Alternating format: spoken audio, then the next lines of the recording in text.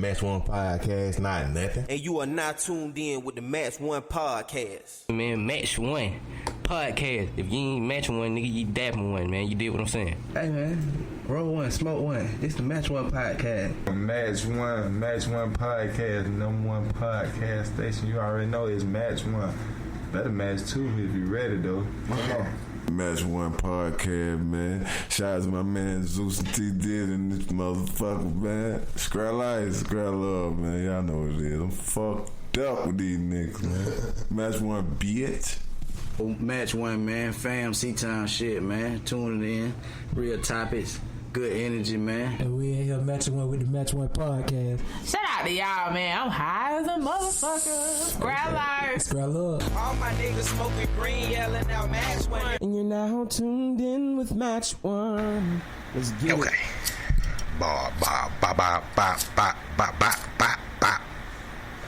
Okay. Mic check. Yo. Mic check. 1 2 1 2. You know. Okay. Check it. We here. All right. Yo. Okay. Testing. All right. Look like we good. Let me see. Guess I'm gonna go ahead and do this.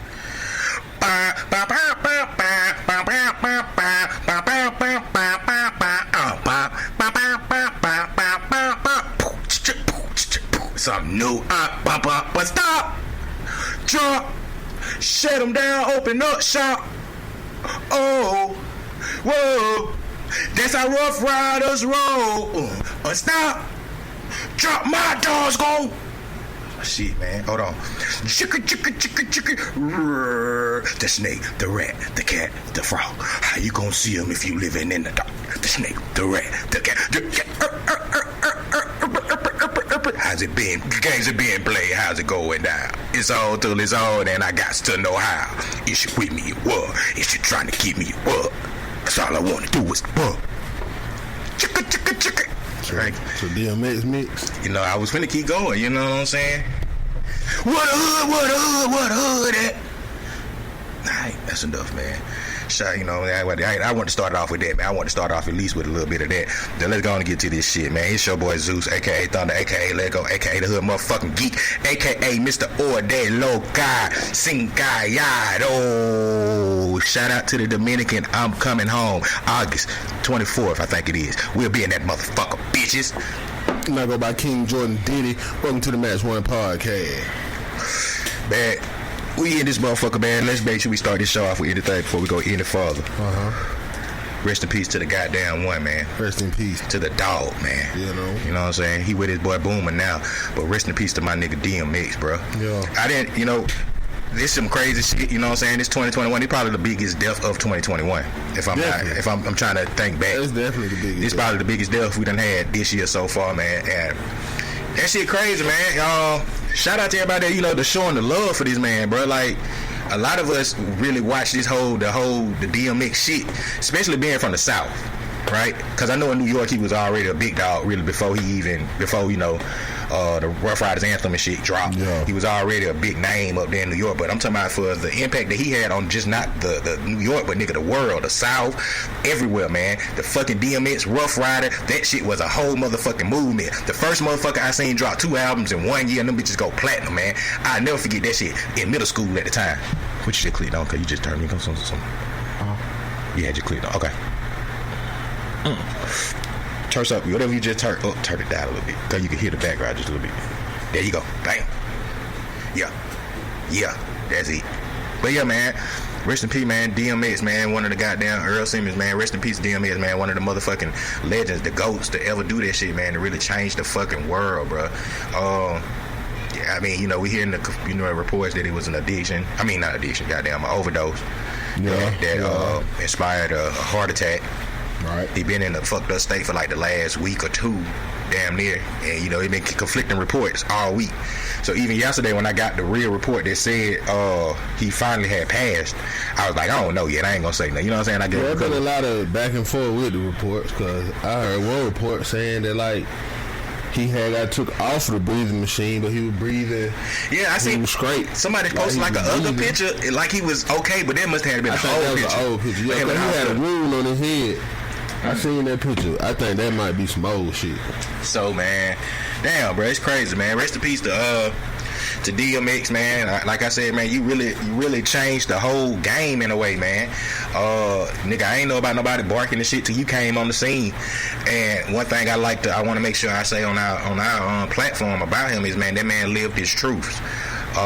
Nobody ever looked at him bad or anything within his living his truth. You know what I'm saying? We knew he was battling addiction forever. You know what I mean? It ain't nothing that just came out, but he been one of those people. And I'm finna go on the side note because somebody kind of pissed me off this week. I'm not gonna say your name because we got some future shit coming up where we gonna have a discussion with that. It's a female, and she made a post that I felt like had nothing to do with DMX by saying how everybody in the world is acknowledging addictions with the DMX shit and accepting it, but everybody was talking bad about Whitney Houston, and then I was like, well, why the fuck you even bring Whitney Houston up in this?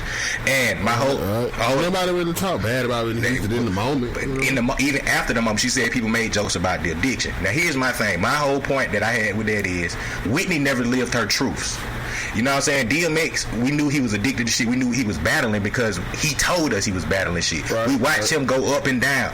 Whitney, no disrespect to her, but she kind of hid. You know what I mean? Like we assumed she was on drugs. Her go up and down, and she never admitted it. Even when it was brought to her, she was like, "I don't do drugs," even though we can clearly see that she was an addict. So that's kind of why I think people took it as jokes. Like, you know, after she died, we made but people made. Well, I'm not gonna say we because y'all know anybody. I had my few.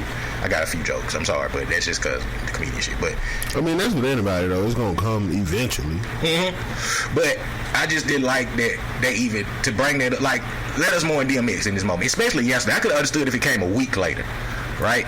But yesterday, it just came out of nowhere. And this it's a person that I don't like. I don't sound like him. It's just they always talking bad about black men, and it felt like it was a shot for no reason. Right. To like, you know what I'm saying, like bring that shit up.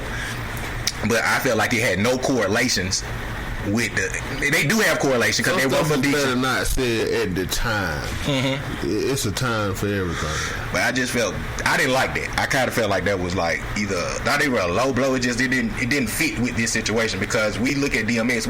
We're not praising his addiction, but we praise a person that did not run from their addiction, did not run from their problems. You know what I'm saying? Every time he talked about what it was, he let us know. And they got him, you know. They got the best of it. That just let you know that addiction is real, and you know some people just ain't strong enough to beat it. Exactly. And let's talk about this as we talking about addictions, right? You could be addicted to a lot of shit that just don't happen to be an illicit drug that can kill you. Right. Addiction comes in so many ways, shapes, forms, varies, and so I hate when people judge other people's addiction and you have your own addiction. If that makes any sense, you know what I'm saying? Addiction is if you drink, that's an addiction. If you drink, anything that you know is harmful for you, but you still indulge in it, can be considered a type of an addiction.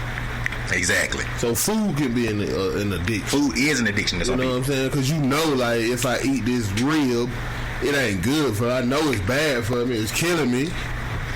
But I like this shit. You know what I'm saying? That's an addiction. Food is one of those addiction things that we know. That's not even a conversation people ready to have. Yeah, food is a big part of addiction that people don't realize. Yeah, nobody's acknowledge it. Yeah. Nobody's gonna acknowledge food is an addiction because you know you need food to live and all of that shit. But food is an addiction for some people. Like dying from like diabetes is kind of like overdosing from an addiction. Yeah. Because you still trying to eat shit that you're supposed to be eating. You're not doing what you... Yeah. Even if you're not still eating it, though. But that's the reason that you died. Because of the bad... That's still like an overdose of that addiction. Like you died from an overdose of whatever caused that. You know what I'm saying? Dang. So with that said, man, rest in peace to motherfucking DMX, though, bro. Yeah. It was the name of this show. Rest in peace to DMX. We had a goddamn... me and my wife was having a conversation, which is crazy because they still technically died early. You know, being 50, because we was just brought up the whole Whitney Houston conversation with the 50, 54, and like Prince. But they technically got to live a life. Right. You know what I mean? Like they got to live a life. They got a chance to be legends before they got took away. They got a chance to solidify legends long before they were but I hate that they got still cut short in their 50s and shit. But the one thing got cut short, but definitely, but they still had long careers and long legend status as being alive. You know what I'm saying? They all still had at least about 30 years of being a legend. Yeah, and then that brings up like the younger ones that had addictions and died early. The 27 Club, the Kurt Cobain, the Amy Winehouse that didn't even get to see their star shine as bright. And what's crazy, you think about Whitney, DMX now, Prince, Michael, all the motherfuckers who was addicted to some type of drug are allegedly before they died. They are tied to some type of drug addiction. All of them might not be heroin, crack, or none of that shit, but they had other type of drugs that they were addicted to that caused their downfall, allegedly. Going off of the sources that we have, we could play the whole way. Some people kill people, but I'm just saying off of the reports that we have, all we had to go off of. They were all under some type of influence of some type of drug, medicated wise or non-medicated wise. Which is probably about 80 to 90% of anybody that would die right now today. They probably got something in their system. I go 80. You know, I say 80%. Yeah, 80%. Strong 80. Strong. You know what? I go 85 because we might not consider somebody might be addicted to ibuprofen.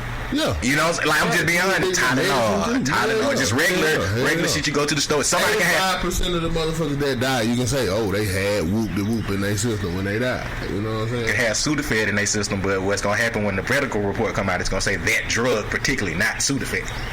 Whatever, man. You know what I'm saying? Yeah. So yeah, that shit. They gonna name it hydrochlorophall. You know what I'm saying? Some stupid ass shit. And niggas just gonna hydrodramamine. Man, he was on that lean. Like, he was on that hydrodramamine, man. He was on that lean, bro. Like, nah, nigga, he was taking Sudafed. Right. He took too many Sudafed, bro. Right. I don't want to go out that way. It's Tylenol PM, cuz. He mixed the Sudafed PM and Tylenol PM together, bro. But yeah, man. And if you are going through any addiction shit, unfortunately, I don't have the number, but I say 1-800 call somebody to get some help, because you know they do have the numbers on the shows. I feel like I don't have the number to give out, but you can Google "I need help," and I'm pretty sure a crisis hotline will come up. I wish I had a number to give you.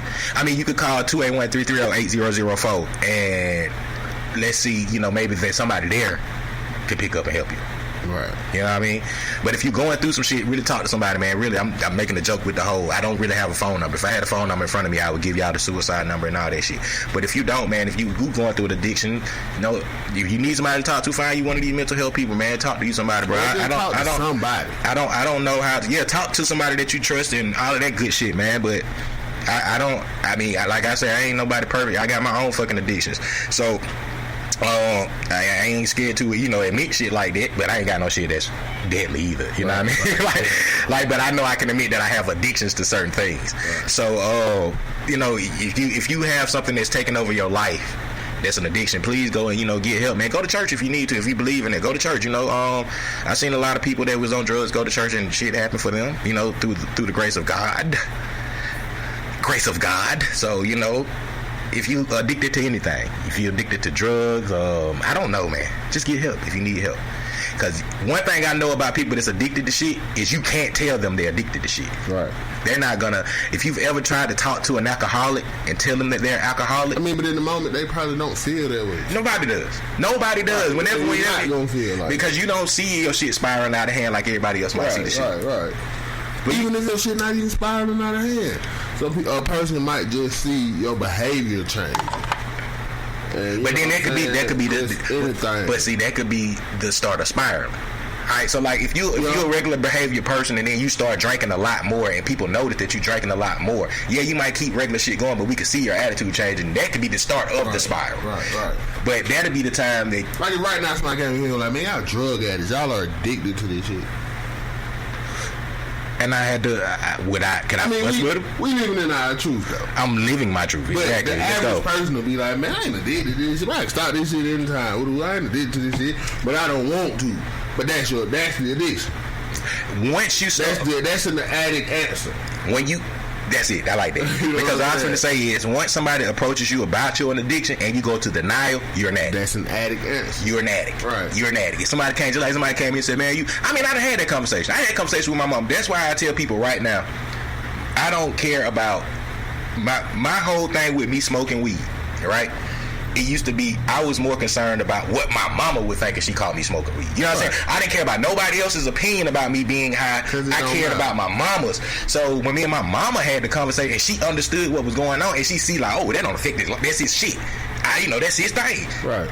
I gave a fuck about. I gave a fuck about other people's opinion about me smoking. So that's why it's not a problem for me to be like, oh yeah, I do. You know, like if that's you going to call it, yeah, it's definitely an addiction if I work for my money and pay for it. You know, it's an addiction if it's if you're getting it. I mean, that's period. I mean, a habit is only a bad habit when you can't afford. Or when you go into extracurricular shit to support your habit. Right. So let me say that as much as I love my the shit that should be legal, I've never done anything I regret to get the weed. Yeah, I've never been so down. Right. If I had to not smoke, I ain't got to smoke. And that what makes it a bad habit. Yeah. You do have things that you regret doing just to get it. So I've been broke before and couldn't get no weed and just couldn't smoke. And I ain't go crazy. I ain't go, oh shit, I gotta go rob somebody to get me a blunt. Like I didn't have to do that. It's a hobby. So I ain't one of them motherfuckers that gonna be like, I can stop. I can stop if I wanted to stop. I just never wanted to really stop. I've had times in life where I had to stop and I've done it. But I'm not one of the people. Don't come tell you can't stop. You right? I don't want to. Like nigga, you can't. I ain't gonna stop just because you said I can't. Me and some of my OGs, my father-in-law. I've been talking to a lot of older people, and somebody I get it now, nigga. I'm about to be 37 soon, people. It's a lot of shit now when you get to a certain age where motherfucker it's really like it is what it is. It is what it is, and it's like nigga, I really don't give a fuck about opinions and shit. You know what I mean? Like whatever you got to say, especially when you got like nigga, I am 4 years away from a fucking grown ass woman. Like I'm 4 years away from having a grown daughter. You know what I'm saying? Like a grown ass. Like I kind of get where my mom them be saying when they get to a certain age, you see life like, you see shit for what it is. But don't approach me about my shit, because anybody that sees me and knows me knows this is my thing. This is Zeus the Comedian's thing. This is one of my goddamn shit. Before this shit and after this shit, marijuana is my goddamn thing. I've been the one hitting the button on the goddamn yes, vote, yes, motherfuckers. Like that's me. That's been me. And I've always, and anybody that knows this, that knows me, that listens to us, know I'm always gonna be a pro advocate for marijuana. That's why my mom understood. I'm not just one of the people that smoke. I can have a logical debate with you or a conversation with you about how marijuana can change things, make you feel the different strands. We can have that conversation. Like it ain't just about let me get a blunt and smoke. Like I kind of know my shit when it comes to weed. Conversation high on marijuana. Come on, man. You know what I'm saying? You know, so and people like this is like, come on, people don't understand, man. People don't understand, but I get it. And for you motherfuckers that don't smoke or don't do some shit, stop judging motherfuckers, because you got an addiction. You got everybody. I think everybody got an addiction, cuz everybody got one. Whether it's you got them on your phone all the time, you on social, like everybody has an addiction. I hate when people judge other people's addiction. Right? People just call. It's just like some stuff is just not considered an addiction. But I just feel like an addiction is anything that you do that you know is harmful for you or not good for you. You know what I'm saying? That you really just can't stop. Or that might be your answer. Man, I can stop this shit when I want to. I just don't want to. You know what I'm saying? Yeah. Man. Again, I don't have the addiction hotline, but 1-800-HOTLINE addiction. Call that and get you some help if you need to talk to somebody about your addiction. Or stop getting as high. You know, but see, that's all for we overdo it. But see, that's we saying that from a perspective of people maybe have like, okay, we don't have to talk about the different shit with that. I've never done like cocaine. Nah. Once, but we're not gonna talk about that shit. I did one time. Like, nothing else outside of that shit, right? Besides weed, maybe a pill or two. I've never been a pill popper, but I've popped a few in my days. I've definitely popped a few in my days, right? When you talk to crackheads and anybody else that's been on other drugs like heroin, because I've had the luxury of my life to talking to meth heads, heroin heads, crackheads. I mean, personally having real ass conversations with these motherfuckers before in life, and they all say the same thing. It's like that high is what they're chasing, that first high, right? Which is technically kind of in a way. I ain't gonna say that with weed, because I've been high as fuck in my life, but nothing really is like that first high. Like my first real high, I've never hit that plateau. But I think that's like a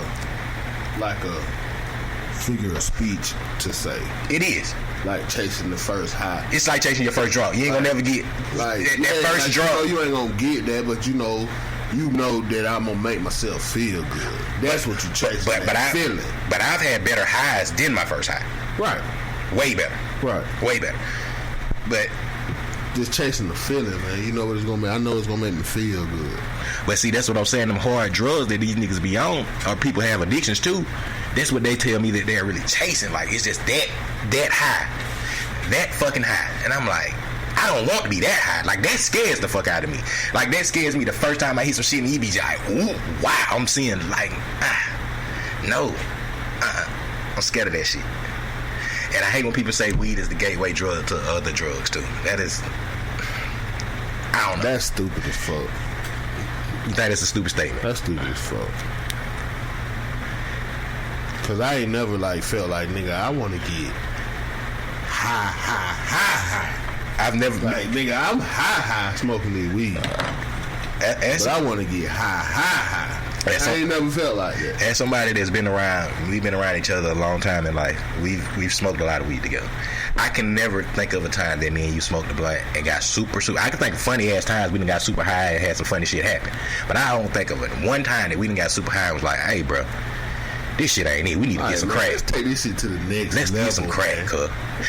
I ain't never wanted to kick it up. Let's even get even. We can even. Let's get even deeper in this. I might have kicked it up a notch with another strain. Or let's do it. Weed. Let's put our money together and get a better weed, right? Yeah, or something like that. But we've never said let's put our money together and let's get a pipe and a crack. Nigga, let's go bump a line, cuz I know we shoot a line. Come on, man.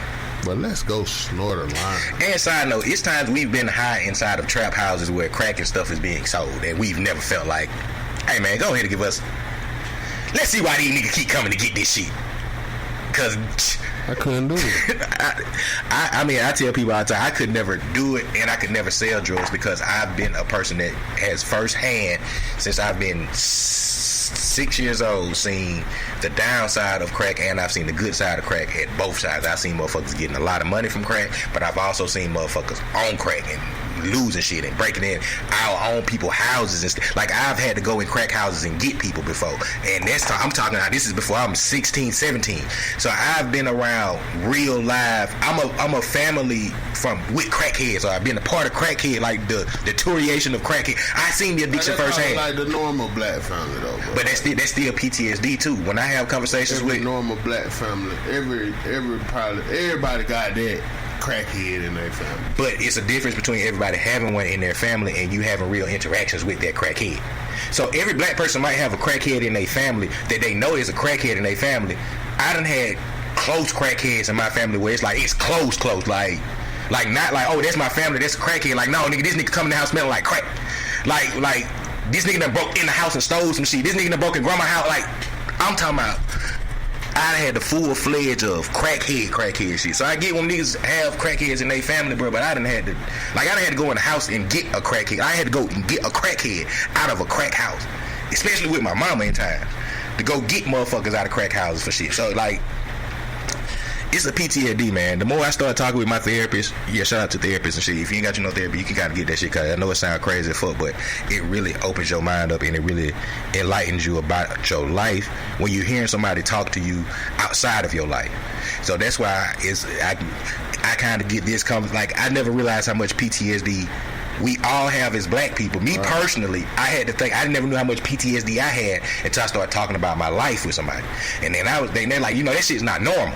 Some of the shit that you done had going on in your life is not it's not normal for a nigga to see his mama shoot at his dad. That shit not normal.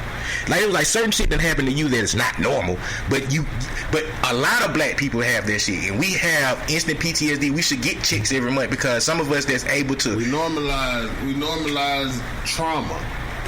Inadvertently. We normalize traumatic shit, and we shouldn't though. We really shouldn't, because think about it, bro. Every traumatic thing. But we don't have a choice. We don't, but we kind of, in a way, we do. And that's why, I feel like, it's like more of a, we don't really have a choice at the age that the trauma shit happens. This is what I'm finna say. You know what I'm saying? Watch it, but this is what I'm finna say. The difference with that is, we all love our parents, right? our parents will let us see traumatic shit as children, but I don't think they even registered it until we have a conversation with them as adults and say, you know, this shit happened. They didn't realize it was traumatic. Like, they didn't even know you remember that? Because we normalize it.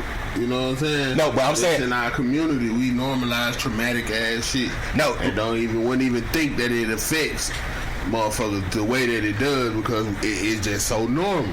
But that's what I was saying with the parents. When traumatic shit happened, my mama never came and talked to me and said, how are you feeling about this shit? Right. That's why we end up like saying what you were saying, normalize, just all right, we can't say shit about it. And for certain, like me in particular, you can not going and having that discussion with the child that witnessed it is a form of normalizing. Yeah. And that's only because of what they know. That's all they did. They didn't talk to nobody. Came to talk to them about the situation. Right. And for me, if you had a particularly like just a mother trying to raise a son, I can understand why she just made shit normal. Like, okay, why I need to talk to him, me or man? But they don't realize the effect that it has on you when you're 30. Right. Like, it's certain shit didn't happen to me that I didn't realize had an effect on how I treated my wife because some shit happened to me when I was like, it's just damn. That's why, like, you know what I'm saying? Like, as much as because we just normalize shit that we shouldn't have been normalized. Whereas white people, they do the same thing in a way, but sometimes they talk about their shit or they just, I don't know. I don't want to speak for them because a lot of the shit, when I tell them the shit that I went through in their childhood, I don't get it but some of the shit they could tell me, I wouldn't, you know what I mean? Yeah, so their trauma is different because their trauma ain't surrounded by so many other problems. You preaching up, man. See, our trauma is surrounded by all the other problems just in regular life. Nigga broke, you know what I'm saying? Nigga living in poverty, fucked up jobs, got to go work your ass off, you know what I'm saying? All that's bubbled up around the traumatic situation. And you know what else? So you ain't really got time to hone in on the traumatic situation because all the other shit going on. Now here we go. Now I'm finna get on some deeper shit because you just spoke on something good that I just thought about, which would tie into like gangs and shit, right? We normalize our shit and then we'll take on our other people's. All right, so me and you cool. We niggas. We been niggas forever.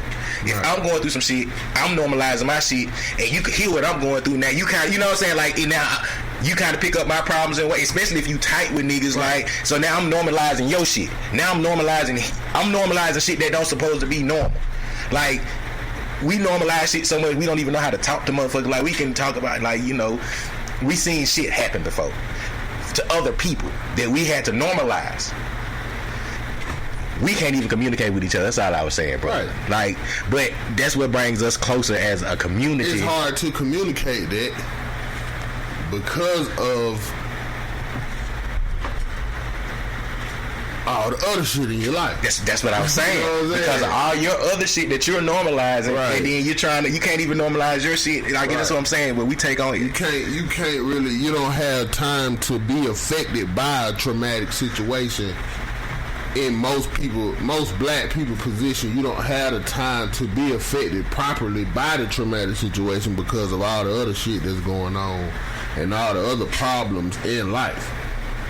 Which is where if somebody that didn't have all these other outside problems going on has this same traumatic experience, that shit might drive them fucking crazy. Like, cause they got so much time to see what's going on. You know what I'm saying? Yeah, the process. Outside of, you know, they don't have so much other shit to occupy their mind to where they got so much time to just zero in on this trauma. You know what I'm saying? Boy. That's some real shit, though. But I never realized how much us in the black community until you start really talking with everybody from all over the world. You know what I'm saying? Like, all over the United States, black people.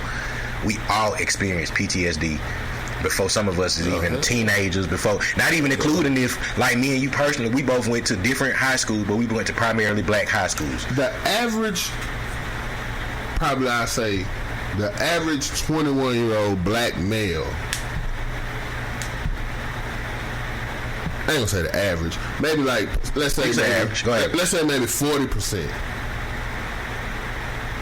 40 to 50. 40. You can say 50. I'm going to go 50%. Because where I'm going with it, I don't want to jack the number too high. Go ahead and say what you're going to say. But what I'm saying is, like, maybe, let's say 40% of black males that's at least 21 years old have seen somebody get killed.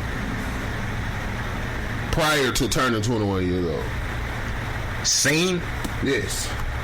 Had either seen someone you killed or a dead body, something like that. You know what I'm saying? Oh, I can go deep. I say they probably know of somebody I can see. Not even taking it that far. Okay, you saying like killed? Not even going there. Okay, okay. Go there. I'm talking about just specifically seeing somebody get killed or seeing a body, a dead body. But that is normal. That's kind of normal for you to see somebody get killed by, you know what I'm saying? A black male is no. You wouldn't be so shocked that a nigga say, "Man, I seen niggas killed." Yeah. You know what I'm saying? And then that shit would probably traumatize the fuck out of. And you know, look at how these military niggas be fucked up and shit like that. You know what I'm saying? Some nigga that come from a certain kind of background be fucked up. And you know, you just said something else. What's gonna be even more crazy? The way we normalize shit with what you just said made it even worse to me. Not way worse, but just made me think about something deeper. Even if, like you said, the 21 and under done seen that shit, and you go tell another nigga about the shit. We ain't normalized like, bro, how you doing? We gonna be like, bro, what the fuck happened?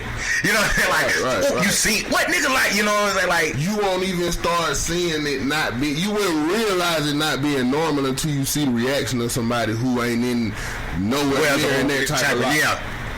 Like, you go talk to that motherfucker, and you tell that motherfucker that shit, and you like 15, 16 years old, they looking at it like, are you okay? You know what I'm saying? Like, what the fuck? They can't even imagine that shit. Bruh, as an adult, you know what I'm saying? I'm finna tell you something that I was saving this shit for something else, but I'm finna tell you something that a white man changed his whole view on me when I said some real shit, cuz I told this nigga, I've been to more funerals than I have weddings in my life. Yeah. So you gotta understand why, I can understand why the black community don't look at marriage the same way, because we've seen more dead people. And that's average. That's probably normal for everybody.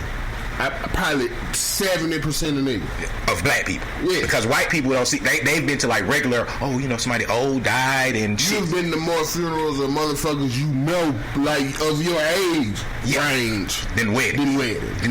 Not including like grandmas and aunties and, you know what I'm saying, just older people in your family and some shit like that. Like people that, peers. Motherfuckers you played on the playground with. Right. So, and then it's even deeper if we say, okay, I've been to more funerals than I have weddings. But I've been to more baby showers. Definitely more baby showers than I've been to funerals. I mean, than weddings. Definitely more baby showers. I've been to more baby showers than weddings. But you been to more baby showers? Okay, see? But it goes back to my whole day. I have a philosophy for that because I grew up around a lot of single women. I've been to a lot of baby showers. I've been to more baby showers than I've been to weddings. I'm talking about my whole life. But I've been to way more funerals than I have weddings. But I've been to way more baby showers than I have like weddings. I can't even count how many baby showers I've been to, but I could probably tell you the wedding I've been to. Than probably anything. I kind of feel that. See, I kind of felt that way too. And I was like, I've been to a lot of baby showers. I've been to inadvertent baby. I've been to a lot of baby showers, bro. I've been to a lot for no particular reason. I've been to a lot, but throughout my life. Like I said earlier, bro, I grew up with a mama. My mom, I've been to a lot of baby showers. I've been to cousins, mama friends, friends of friends. I'm talking about to the point where I got old enough to like, I ain't going to no more baby showers. Like that, and once again, low key PTSD type shit that affected me with my kids because I only went to like 1 or 2 of my kids' baby shower because I was so like, I don't like baby shower. Like gonna be the same shit. I know it's gonna but that's because nigga, my mama forced me to go to 1,000,001 baby showers, and I told people this. I went to 1,000,001 funerals because of the same shit. Even if it ain't my peers, my mama knows somebody. Like I've been to so many funerals because I'm 6 degrees from a lot of motherfuckers in the world, in my city at least. In the Tri-City area, I'm 6 degrees of separation some type of way through life. So I've been to a lot of funerals, a lot. And the white man who looked at me differently and changed the whole conversation because he didn't realize this shit. Like, and I would tell him, this not just me though. Like that's why I be telling, it ain't just me saying that. Like I'm speaking because me and you are talking. I'm trying to give you a mindset of why black people think the way we think sometimes because you want us to think like, I get it. the marriage shit, motherfucker. You don't understand how many black people see marriage. Just the cliche way they talk of like just go to school, get an education, woo. Like niggas have been to more funerals than they know niggas that graduated from college. Yes. You know what I'm saying? Yes. That's yes. In their life, in their family, in their friends, in their people that they know, just anything in their life. Let's get even deeper. Some white people's whole goal in life is to graduate from college. Most black people have one goal is to get through high school. Right. Like we gotta get a high school diploma because that means the most black people like a high school. A college mean you doing some shit, but nigga, a high school diploma. That's why when our people graduate, it's a big thing. That's why we have people. We go to the graduation. They had a part. It's a big thing to us because especially the generations before us, they didn't graduate from high school, or it took them a longer time or harder time to graduate. Like I'm only speaking from. I'm once again speaking from. My goddamn life. But I know people that didn't graduate from high school before me, like before my mom and them. Like that shit was a thing. Oh shit, y'all did it. You know what I mean?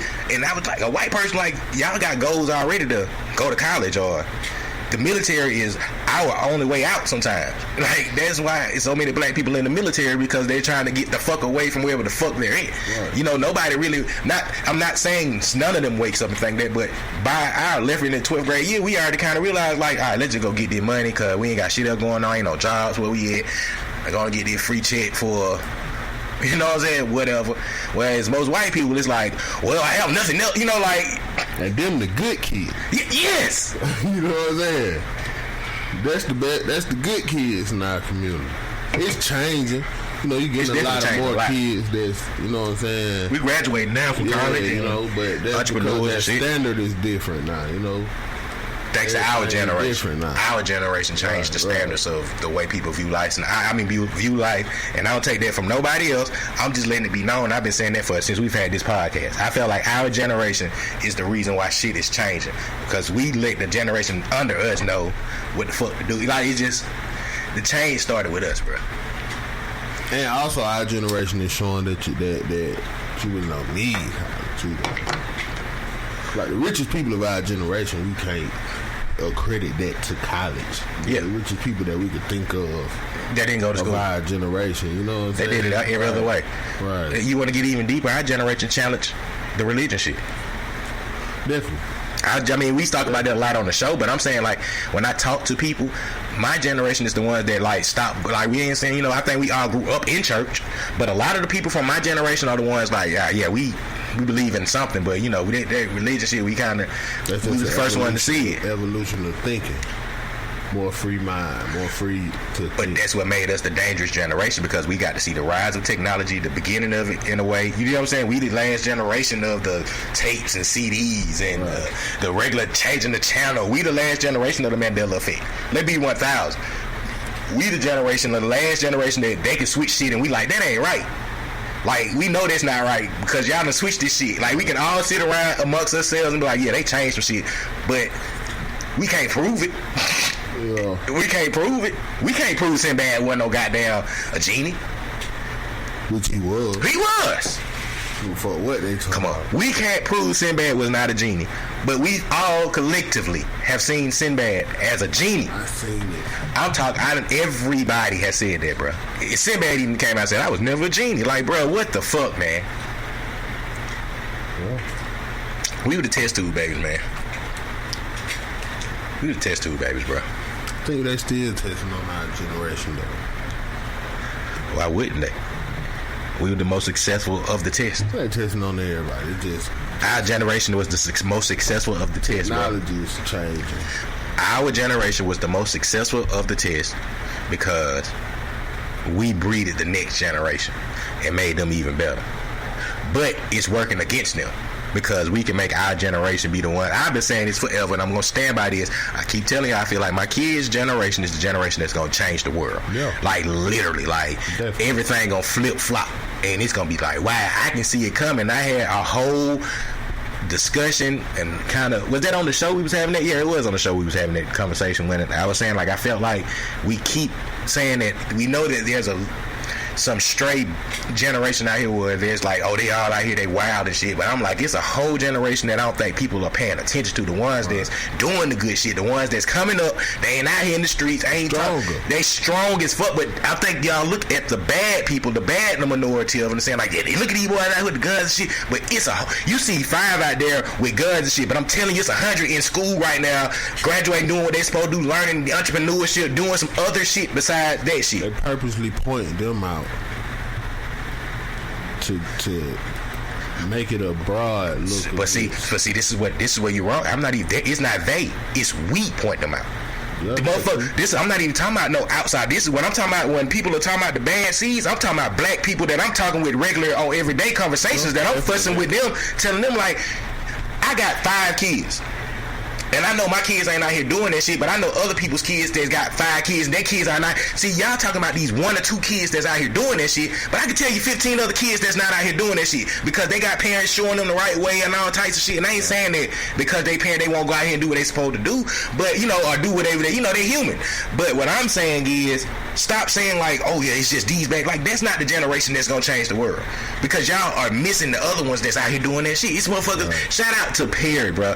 Let me say that. Shout out to Perry. Perry been on the show before. I want to say shout out to him because that nigga got an all-black Little League boys team. Yeah. That's what I mean by changing the world. Yeah. You see what I'm saying, bro? What is that gonna do next year, bro? That shit gonna double. Guess what? That other black boy, they playing. And all them boys been playing together since they was babies. But watch that. Them boys is gonna be the generation that changed the way baseball black here. Yeah. Not just the Frank Thomases and shit. I'm talking about like all them started there. Okay, guess what's gonna happen when they go up next year, bro? There's gonna be a flock on, just like when the white boy go. Come on, bro. Yeah. But it's just, that's what I mean by the next. Be just that one, or maybe that one every couple years that might do something. So let's say Perry got about 14 boys on that team, right? Like, I'm just roughly, it might be less or more. I'm just But what 14 boys is gonna change the world. He got them boys not just on just the baseball shit. He got them boys right.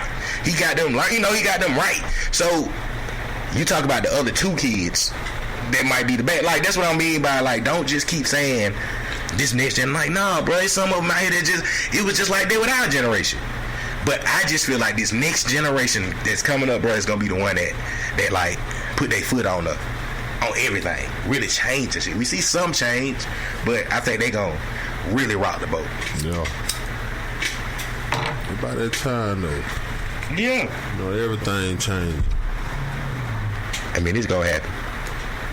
It's definitely gonna happen, man. I don't know how we even got to that shit, but that was a good conversation though. Yeah. You know what I'm saying? Great one. What the hell ever been going on around this motherfucker? Oh shit, man. I mean, it was a lot of shit felt like going on, but then seeing when DMX happened, it kind of like it didn't really matter. Everything was just so little. Yeah, I mean, it seemed like that. I mean, shit been going on though. It's just now, what the fuck else, man? I'm trying to think of some shit I had on my mind, but we started talking about so much other shit. Petey Pablo or DJ Unk? Definitely Petey Pablo. Okay, I just want to see where you going. Wait, goddamn, no. Definitely Petey Pablo. I was trying to think of somebody else besides DJ Unk, but the only reason I thought DJ Unk, I know he had 2 good songs. Yeah. But definitely Petey Pablo. Rise Up or We Ready? Rise Up, Petey Pablo, Archie, We Ready? Rise Up? Rise Up? North Carolina, come on, raise up. Oh, okay. Shit, Rise Up, raise up.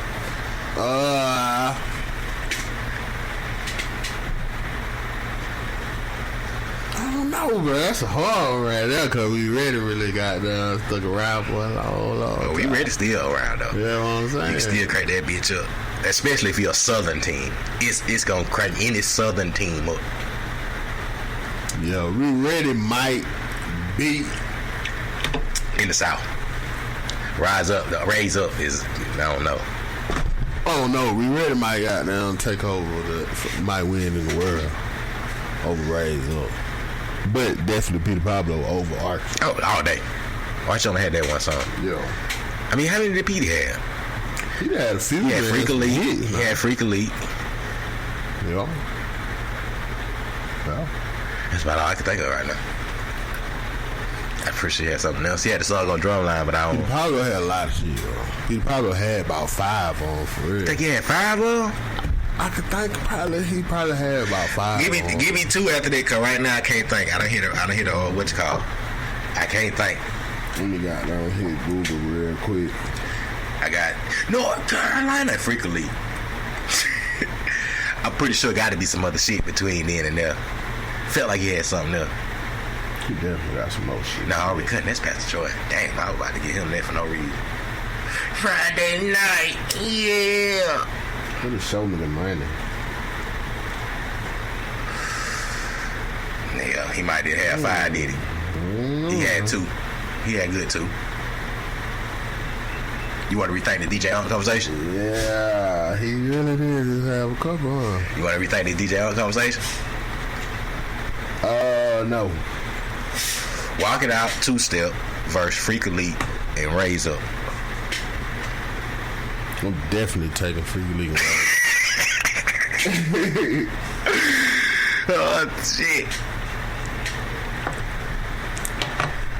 Goodies. That ain't his song, that's Sierra. He was on that, though. But that was Sierra's song. Let's not forget everybody was trying to call her a man back then, too. Yeah. Let's not act like y'all niggas wasn't doing that shit. Ain't far fetched. Look at her. She about 6. Don't do that shit. Don't do that shit to her. From Atlanta. Don't disrespect her, girl. Don't do that. Don't do that, man. Don't do that. Don't do that to Sierra.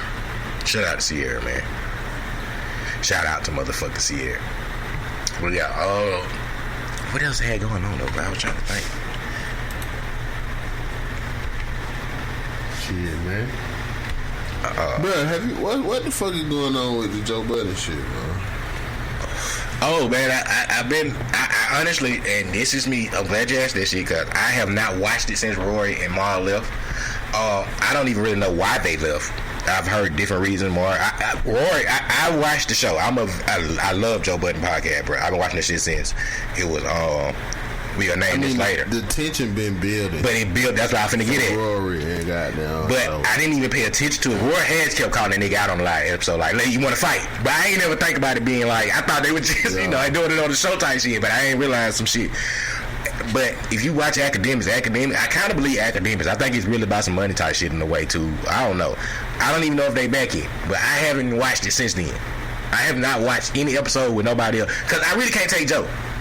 Like I like the Joe Budden podcast, but I can't take Joe. I hadn't watched it for a little while before that, so really all this shit new to me. I didn't even know they had all this shit was going on. Yeah, it just, bro, I watch it every week. So I mean, like I said, the tension. I read the comments, and I was like, oh, okay, I can see it then. But I'm thinking like them just homeboys, they bullshitting. But you can kind of see some tension. I didn't know why Maul. I didn't see the tension with Maul. That's what's the confusing part is Maul. But the tension between Joe and Rory been there. Yeah, but I think the tension with Rory them came because Academics though. When Academics started calling niggas out, bro, I started really seeing Rory change. Yeah, I'm saying because Academic called him out before this shit. Cause I get they had their little beat. So, and I was like, okay, they got some shit going on. But yeah, I don't know, but I haven't watched. I can't watch it with. I don't know who has been on there with Joe, but I can't watch it. I can't watch just Joe, cause he get irritated after a while. Like he don't listen. Like it's certain motherfuckers I can't watch after a while. Like it's kind of how I be feeling with Noriega on Drink Channel. Like after a while, like all right, bro, I'm listening to these niggas talk, or let me hear everybody else's conversation, and then Joe just yelling. Can't hear just your perspective. Yeah, and Joe get loud and he be wrong, and then it's just me. You know what I'm saying? Yeah, he be loud and wrong, and he be like, all right. If ain't nobody here to argue this perspective, like I really can't. I can't. I don't even want to hear no. I ain't. And then let me say this now. I seen on the YouTube things. Not the show, but how the clips, not the clips, but the stills. Yeah. I seen people there, but I haven't watched it. I almost watched it with my boy. What's his name? Steve Stout. Yeah. I fuck with Steve Stout. Like I literally, I listen to all that nigga interview. I don't give a fuck what show he on. I like to hear what the fuck he talking about. Like he one of those people that intrigue me. Him, L.A. Reid, anytime them motherfuckers on anything, I'm probably gonna listen because I like I done read L.A. Reid book like maybe twice. Yeah. So niggas like that, I like to hear they goddamn perspective of shit. But I ain't even watch him on there because I can't take Joe without Roy or Maul. And I don't even think them niggas is all that. they bring something to the show that fuck the show up. It kind of like, and I was watching it before Maul really even came on the show. So it just with him being on the show, it's like I like to hear his perspective of shit because Joe get out of hand sometimes. And sometimes I be like, all right, Maul making sense, Roy making sense, and then Joe just get them like it's just weird. Parks just there. They're a good combination. But sometimes Maul be wrong. Maul do be wrong sometimes. You know what I'm saying? A lot of the time Joe be wrong. Maul still ain't really ate his shit for the shit he talked about Charlamagne. And Charlamagne, my nigga, cause like I fuck with Charlamagne too. Now I don't give a fuck about that shit. Charlamagne is one of the motherfuckers I done listen to his books. I done goddamn. I fuck with Charlamagne. Oh, but where he was kind of dissing Charlamagne, he never really got back off that shit. Cause he was like the Breakfast Club going down and all that shit. Yeah. And you know what I'm saying? He was talking mad shit about him. And he ain't really never backtracked. Or he be trying to play it off and shit. But I get it. But yeah, man, I don't know what's going on with them. I just seen they pull the Corey Holcomb show off, the last episode. I'm trying to see why. I guess the Nick Cannon was a whole bunch of gay talk shit going on, so I don't know. They pulled it off. Yeah, that bitch ain't up no more. For real? Yeah. I ain't even get a chance to watch it. That what made me mad. I saw it. I seen the review and shit of it, but I ain't even get to watch it. I watched another nigga watching it, and that's Nick Cannon probably had that shit took down though. Or probably asked Dylan to take it down. Or Corey Holcomb just took it down because he want to save face or some shit. I don't know. Or YouTube might have took it down. Here you go. But I mean, it really wasn't too out of hand, but I can see certain points where Nick Cannon probably, where somebody probably told him like, "Hey man, nah, you need to get them to take that down." Hell, man. I didn't even know that y'all niggas better stay the fuck away from that. I'm saying this, and I gotta make sure I put a disclaimer out when I say that, because I've been a very avid person about this shit that I'm about to say, of being very anti this. But because in the last month or so, a lot of shit has changed in my life drastically. Me and my wife and my family. So shout out to us. But stay away from that fucking Johnson & Johnson vaccine, because I haven't got any vaccine yet. I wasn't planning on touching that vaccine shit. I've been very fucking anti-vaccine. And I had to tell people this. The only reason I'm not getting it yet still, but the only reason I have to reconsider that shit because I have a lot of international shit going on, and I kind of have to make sure I thank the man upstairs for that shit. But I got a lot of international shit going on. Like, seriously, this year, I don't like the whole protocol. That's why I'm waiting to August to even go to the Dominican. I gotta go to Toronto for some shit too. But I'm waiting to push that shit back toward the summer because I'm letting a lot of the niggas that I know that done got the vaccine and they're playing off. I seen the Johnson & Johnson shit going on. I can't fuck with that. So I'm still pushing that shit off. I know after that I'm pushing that. Yeah. So I had to I'm kind of up. The only reason, and that's why I said shout out to y'all the niggas. I'm saying August. I mean, I gotta go to Toronto before I go to August, but before I go to the Dominican. But I'm pushing it back. And I know I have some people that's mad at me for doing that shit, but that's because the reason I'm pushing it back, because I'm not one of the people that finna get multiple tested. Even if you get the vaccine, if you travel internationally, if y'all heard this shit or not, if you know this shit or not, even if you get the vaccine, that don't mean shit. They still might try to test you and all that bullshit. But I think that's gonna end up changing once the vaccine shit get even more serious or whatever. I just ain't with that. Only reason I ain't going nowhere yet because I ain't with them too many tests and shit, and I don't know, bro. That's been it. But I've been and I told motherfuckers I was gonna talk about this in the time we recorded, because I had niggas kind of laughing at me because I had to change my whole stance on this shit. Everybody that know me personally know, even where I work at now, that shit been given out, and I've been anti that shit, and I ain't got it yet still. Yeah. But the only reason I had to change my whole stance on this shit is because we are definitely doing some international shit, and there's some shit that you gotta goddamn that comes with the protocol. Domestically, I ain't give a fuck about it. I didn't give a fuck about that shit because ain't nobody really giving a fuck about it domestically. But because of the international shit, especially with Canada, the way they have their law set up with that shit is you got to get tested in and out, tested 3 days before, all that shit. And I'm like, man, fuck that shit, because I know at some point y'all gonna just say if you ain't been vaccinated or vaccinated with the goddamn shit, ain't no coming in our country or leaving the country or some shit. That's my biggest scare. That's my biggest shit is can't get stuck somewhere and can't come back to this motherfucker. But you know, I mean, you'll be able to come back. But you know what I'm saying? Even if you got it, like, if you get over there, then you got to stay 14 extra days or some shit, nigga. Like, you know what I'm saying? Even if somebody covered you for a couple days, like, nigga, no. But It's just so much shit. That's the only reason. And shout out to my boy Dion Roy, all y'all motherfuckers that be fucking with us, man, fucking with the podcast shit. But y'all know I had this whole conversation. Y'all niggas like trying to laugh at me and shit, but y'all got it when I understood. You know, when y'all understood what the fuck I had to. The only reason. The only reason. The only motherfucking reason. I was telling the pad boy people, hey, what y'all think? You know what I'm saying? Because I was like, eventually, to international travel, they gonna probably make you gotta have a vaccine or vaccinated card saying you got this shit. Yeah. And I was like, well, I ain't got no fucking choice, cause I ain't really got no choice. But so when I say shout out to the Dominican, I guess this is what we looking at, if not before. I'm really not getting the fucking Johnson & Johnson shit. So I'm letting y'all know that shit now. But I know a lot of people. I know half of people that have fully been vaccinated. I've seen their side effects. You know what I'm saying? I know that everybody is different. So I'm not speaking like, oh yeah, if I didn't know shit happened. But I seen a lot of people personally firsthand that done got the vaccine, and I've seen some of them had some fucked up side effects like a day or two, you know, regular fucked up shit. But a lot of motherfuckers is straight. I'm trying to make sure they ain't no something. Oh, and they giving that Johnson & Johnson shit. Yeah, I'm gonna let me see how y'all play out a little bit longer. But but I'm definitely. So everybody that won't hear me say that shit, I'm just making sure I put that out there. I have been very anti that shit. Y'all know it. I've been not me. But obviously, the man upstairs made me change my whole plans and views on shit. So I ain't scared to say, y'all, I'm gonna have to get that shit. So if I turn to a zombie or some shit, fuck everybody. But I don't think I should become a zombie. I'm still gonna just goddamn. I'm still waiting it out. I've had my chance. I almost like, let me go ahead and start it. Now, like, no. So I'm waiting a couple more weeks, months, maybe. What we got? We in April. I said we in April, so I got, you know, I know how many weeks it takes for you to get all that shit.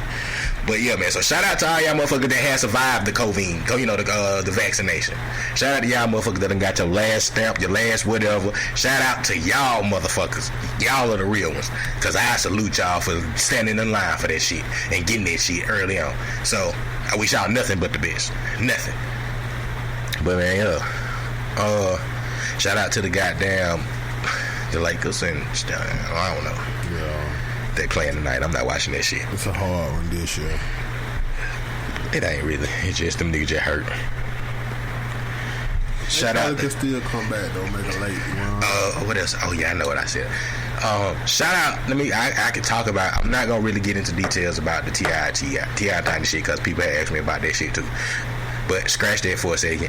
Deshaun Watson, that's some shit he going through, which is fucked up in a way. I've been in. I don't even know what to feel. You know what I'm saying? It's 20. You heard about that shit? The 22. You got 22 civil. Yeah. I don't know if it's 22. That's a lot though.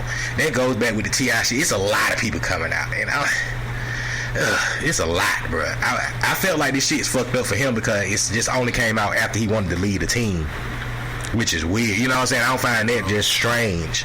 That as soon as he asked to be traded to get the fuck out of Houston, all this shit just come out in 22.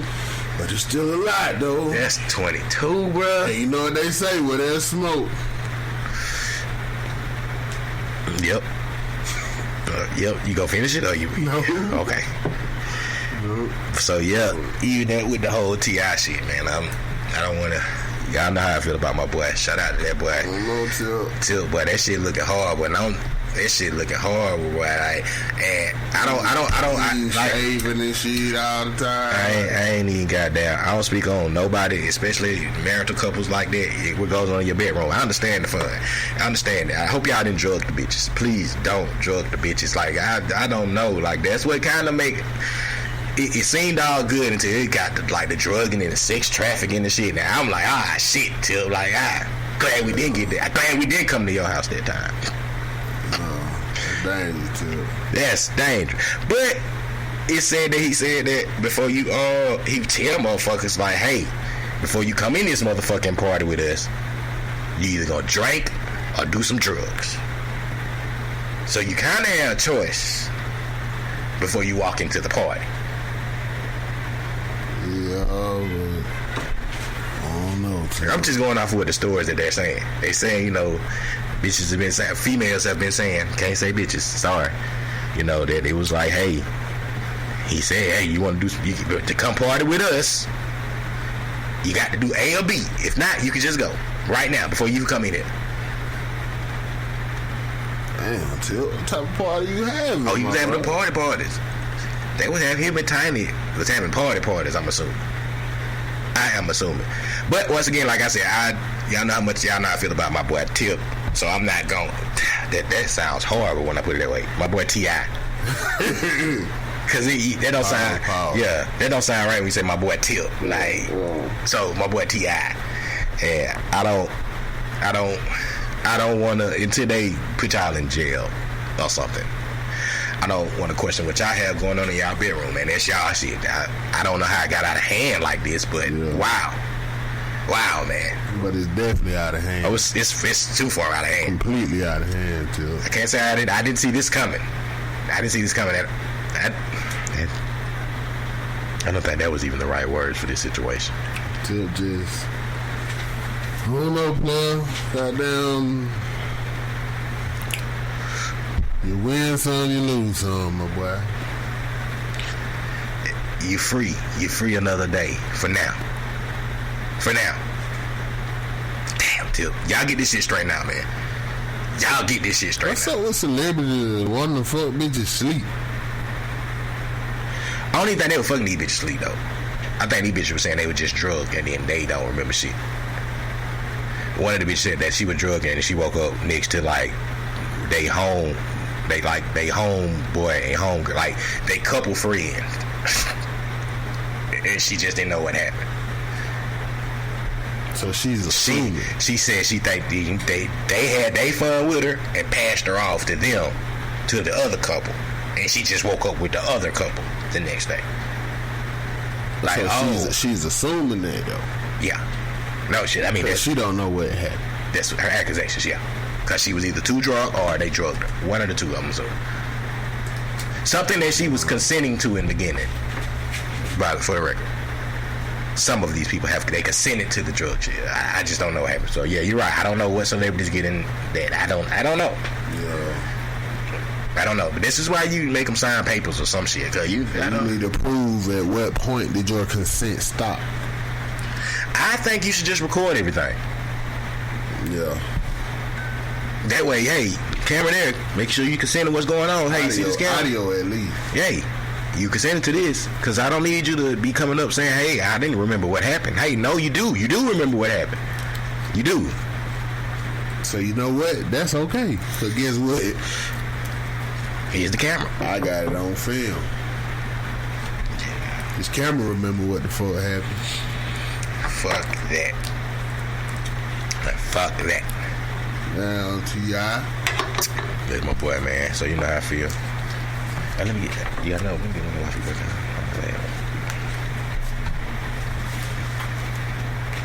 Damn, Tip. Keep it, Tip, man, I'm praying for y'all. Man.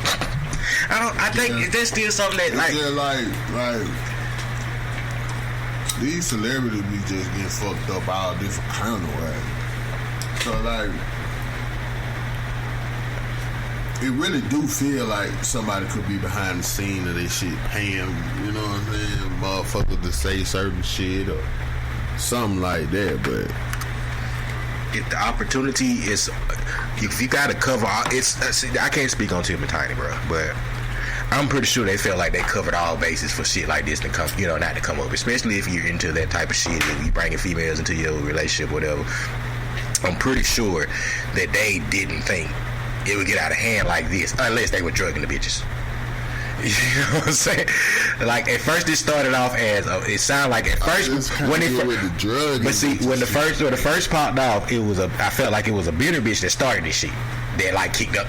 She, alright, we ain't fucking you no more. And you know what I'm saying? And then she kind of started saying some shit. Oh, you put a gun out on me, and then it just started. Bitches just started coming out, social media wise, like, this happened. And I was like, wait a second. Damn. And then it got out of hand. Like, did the son watch the shit? Alright, 5 or 6. Alright, this sounds horrible. Alright, so 1 or 2, I'm gonna be like, cool. What the fuck? Alright. 4 to 7, I'm like, whoa, I'm perking up a little bit. I'm like, my eyebrows. Like, might be some validity to this shit. Anything got to 10, I'm like, oh, wow. Wow. But they could be recruiting. That's what I'm saying. So it's And everybody and being able to give the right information, you know what I'm saying, to make it look like something. Because if they've been in their circle or in their environment, they can kind of give what, you know. So I don't know, bro. It's just horrible. So everybody's innocent until proven guilty. I just didn't see this shit coming. Like, again, I didn't see this shit happening. I gotta stop saying. I don't want to say coming every time I break it. Six. So T.I. went to talking that reparation shit. Went to calling whatever that bank shit was. Went to calling them out and all that shit, you know. Damn, Tip. And then all of a sudden, boom. I mean, I hope they get out of this shit though, bro. Yeah, I know. I'm working on my next letter to T.I. and Tiny, so don't worry about it. I know, you know, from the first one I did years ago, letter to T.I. and Tiny. I'm working on a letter to T.I. and Tiny, part 2. You know what I'm saying? To kind of just give them encouragement in this time of need. They need it. They need it. They need it. You know what I'm saying?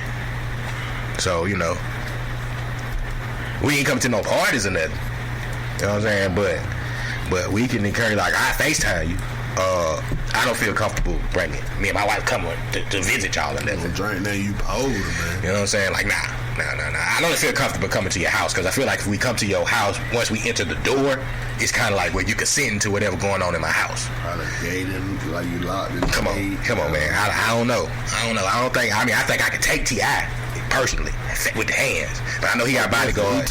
I know he got bodyguards and shit. He gonna have to have bodyguards. You know what I'm saying? He gonna have to have bodyguards. Come on. He dropped out the dribble. So I don't want the letter to make them feel like it's an open invitation. Yeah. Hey, yeah, come on. Nah, bro. Nah, we can meet like somewhere public.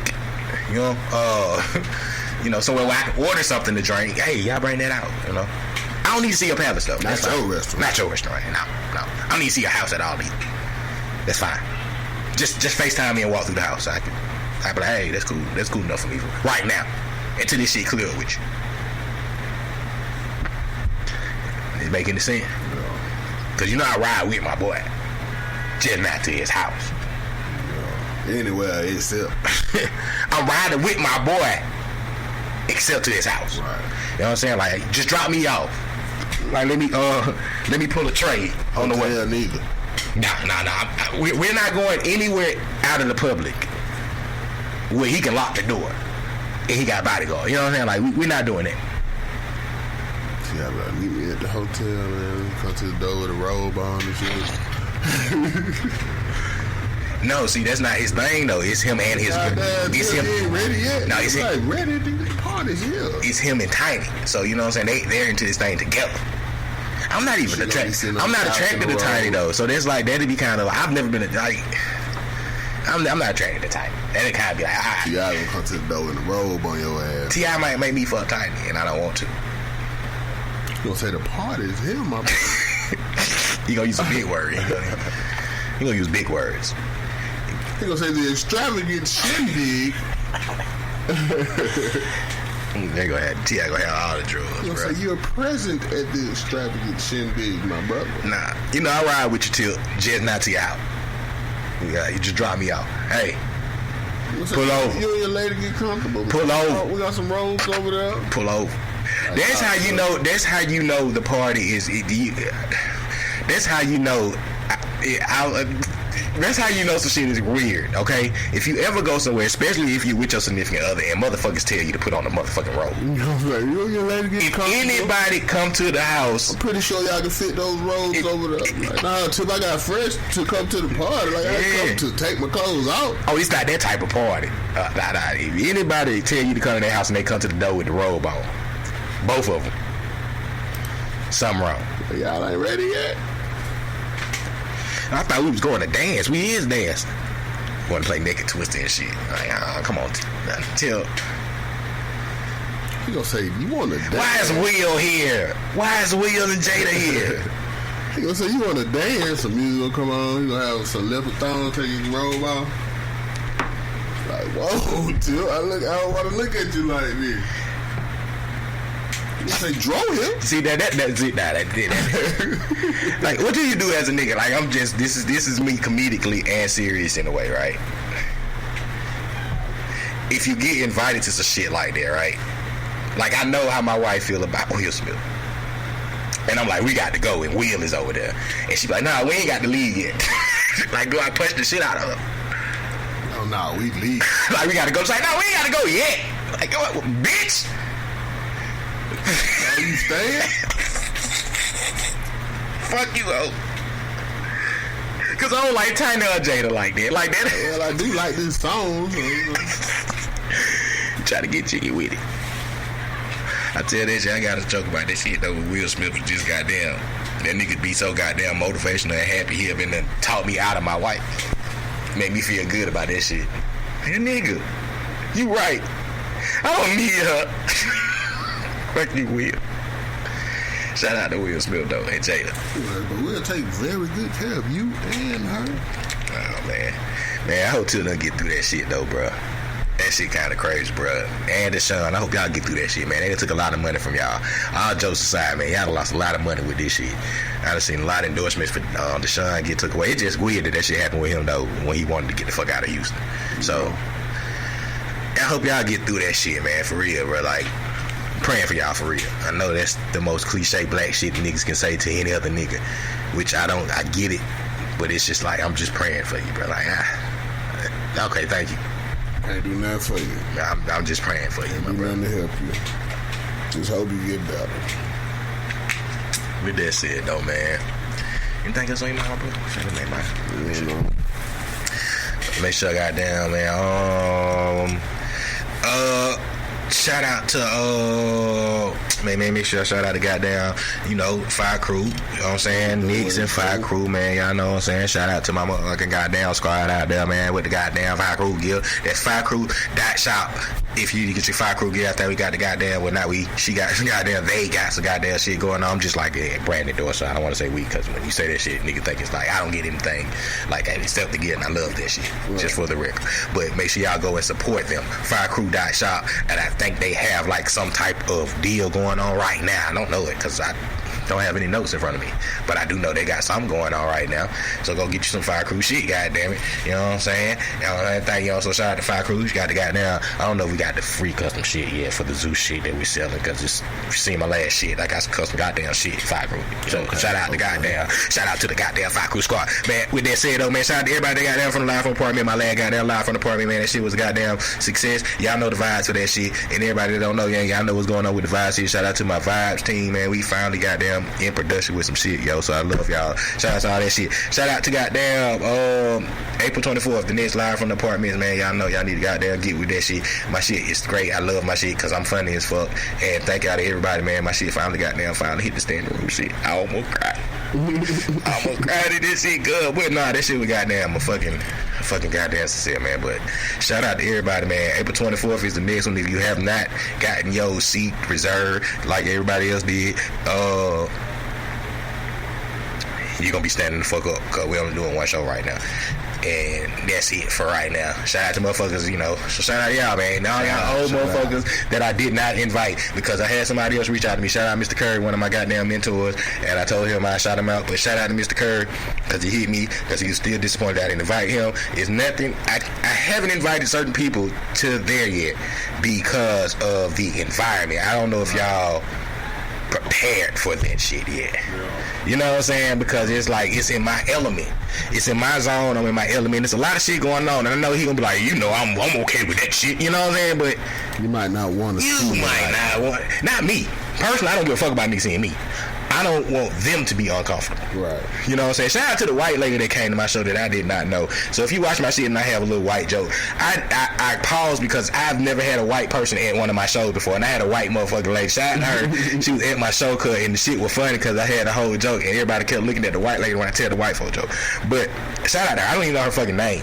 Just showed up at the goddamn show. That's why I said that shit was just like weird and exciting and crazy and it was fun, man. But past that, shout out to everybody that been hitting us about the goddamn. If y'all don't know, I've been working on this shit called Vibes the Game. That shit is like literally like it's past phase. It's pre-production type shit now. Y'all know it's deep. But everybody at the next show, y'all gonna get to see some shit because y'all done seen the progression of it. I guess we could talk about that shit now because we already on the phase, whatever that shit. So shout out to Vibes, the goddamn game. Shout out to everybody that came and goddamn played that shit, man. I know I had to take time. I'm sorry, I had to take my time, bro. I gotta make sure I plan for it, man. So shout out to every motherfucking body that goddamn that came there. Shout out to you, bro. You know what I'm saying? A lot of y'all motherfuckers that seen this shit from the ground up. I still got the little bucket right here where the shit started from, and where it's at now is like, boom. You know what I'm saying? It's like big, but not even that. To finally see the game in motion and seeing people's reaction to it. I've been seeing people reaction to the game for like the last fucking year almost, but I got to see it in a full sold out my shit. Like, you know what I'm saying? Not even the sold out, cause if you've been to my shows, it's free now. It's like, it's such a different type of vibe. But to see it in my own environment, bro, the shit that I kind of envision, I know it's gonna be bigger, but to see the excitement and the drunkenness and everybody being drunk and having fun, to see how we done got the like, it's just so much that I had to make sure I started saying, you know, thank y'all for all that shit, thank y'all for all the, you know, the sign, you know, then, you know, my you know, the team, shout out to my team, the best investors, all that great shit. But man, shout out to Vibes the Game, man. If y'all don't know, April 24th is the next live from the apartment, what we call that shit, Smoking Vibes or whatever, man. You know, you come out here and get you some laughs, and then you get your vibes. Shout out to the comedians that have been hitting me about that show, and let me stress this one more time, because I know it hit somebody, because I seen I was on the show that was supposed to be on the show, but now I'm not on the show because I didn't have them on my own shit. But that's a it's been some shit going on, but let me address that shit. Not even addressing it in no bad way.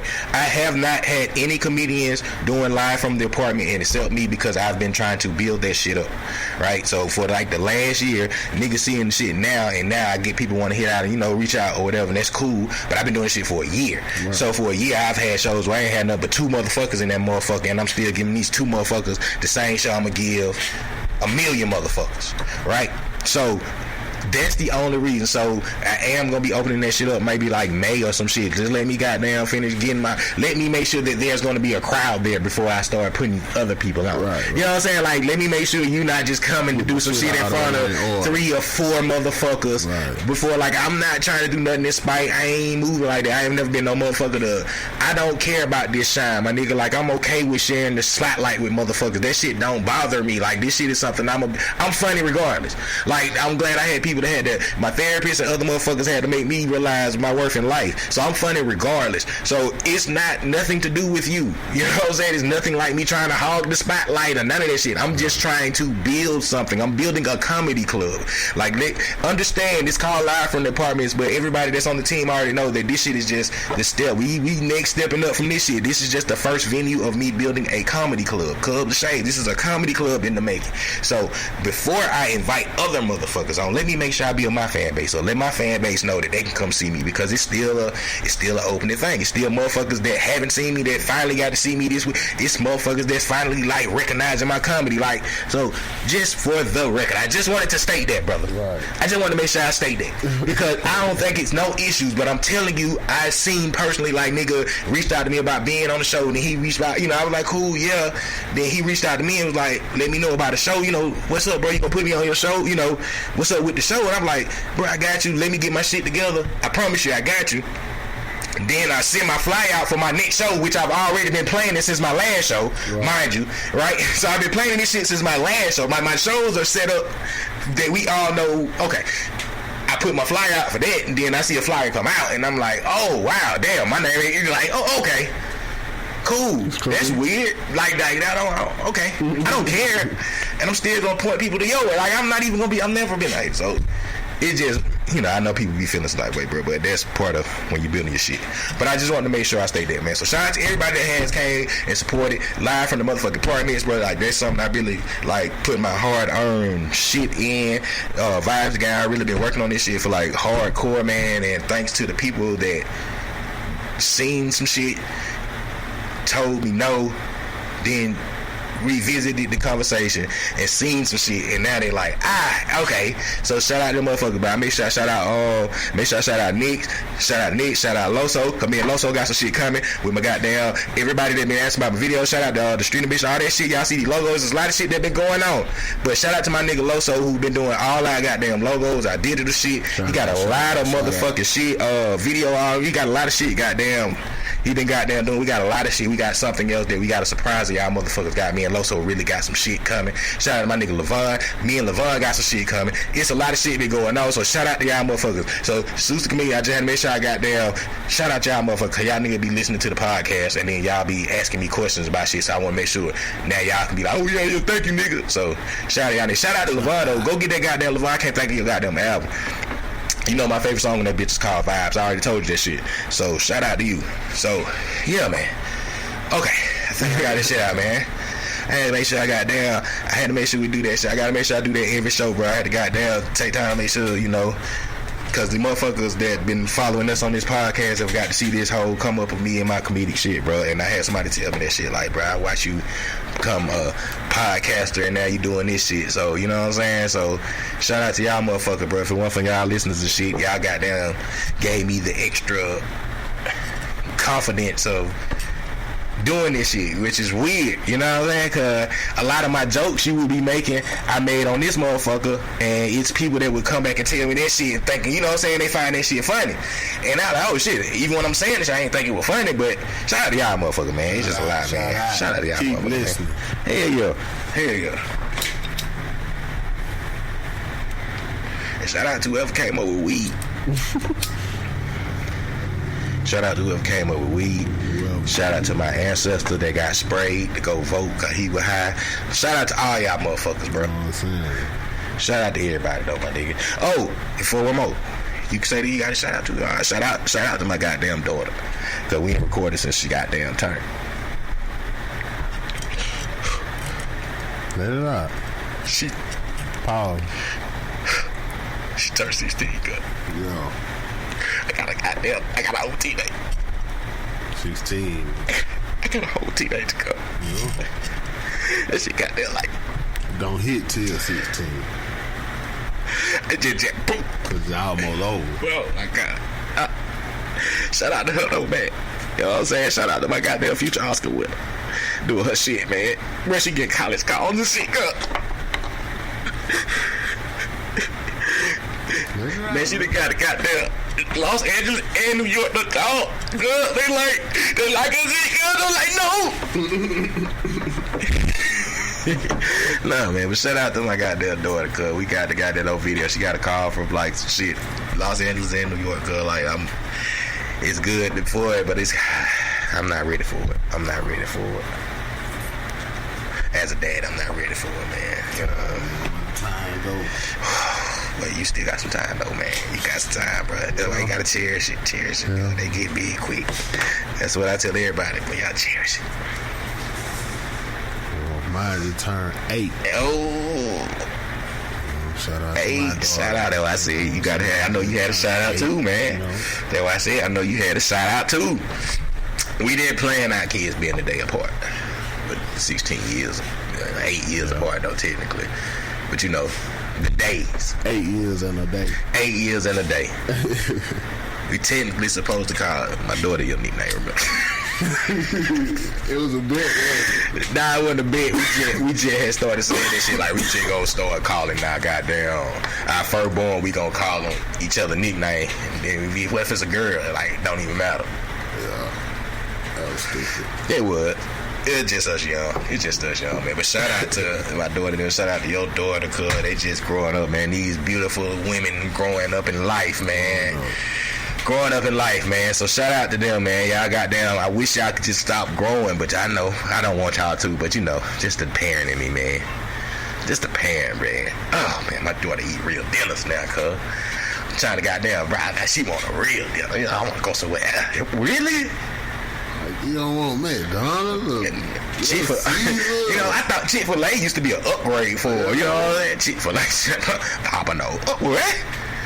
What? We just need to go to Atlanta, you know, to go to Papa Do's one day.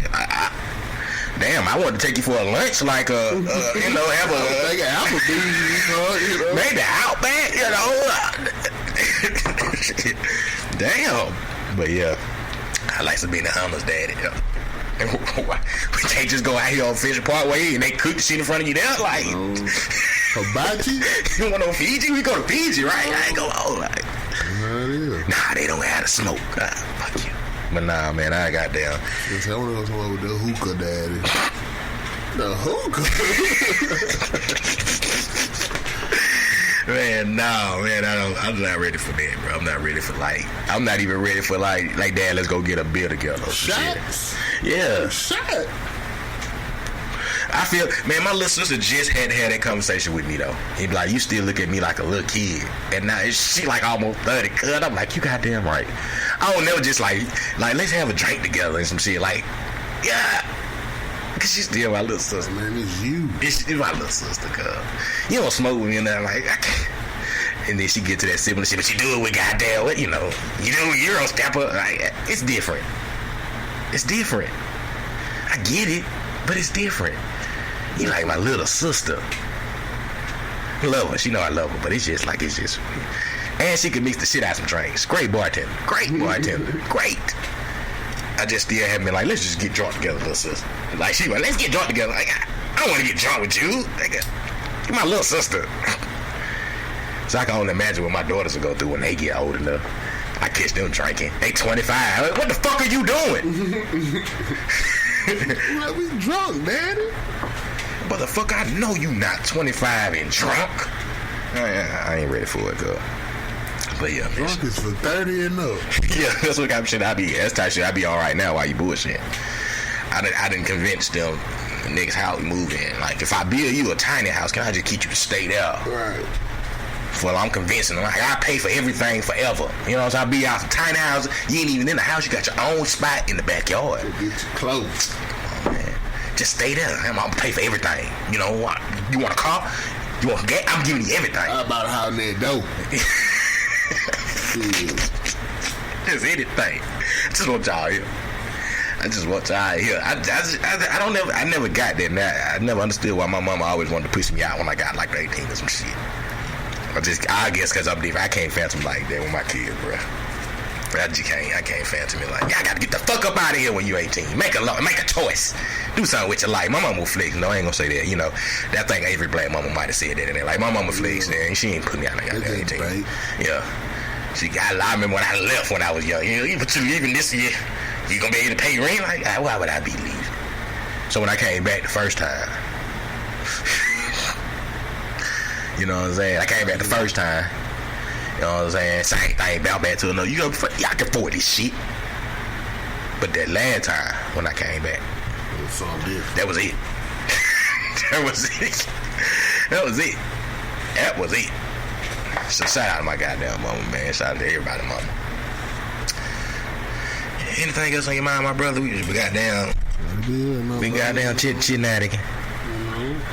Again, man, rest in peace. Podcast on everything. On everything, man. _podcast on Instagram. Okay. You know what I'm saying? And again, before we get up out this motherfucker, man, rest in peace to DMX, man. The dog, man. Alright, motherfucker. It's gonna give it to you. Damn, rest in peace to the dog, man. I mean, it's weird. Never mind, we've already discussed that shit, but rest in peace to the dog, man. But yeah. So, man, we'll see y'all motherfuckers next episode. Adios.